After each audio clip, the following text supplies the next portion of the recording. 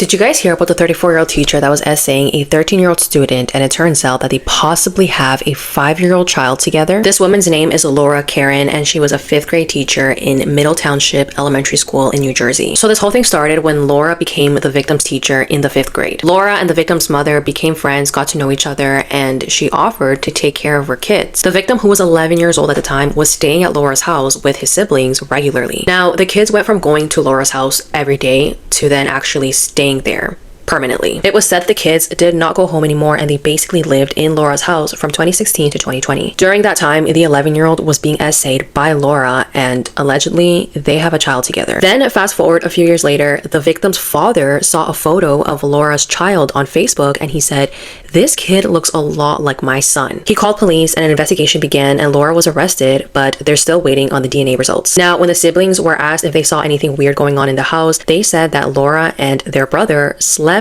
in her bed every single night. And not only that, but apparently they also showered together, and they caught Laura essaying him one night. The siblings also said that when this baby was born, they knew that this was their brother's child, but they were told not to say anything because then Laura would get in trouble. This should be a wake-up call to people who leave their kids with literally just anyone. A lot of people believe that just because someone's a teacher, you can fully trust them, but what you may not know is that a lot of predators get positions that revolve around children just so that it's easier to get away with this kind of stuff.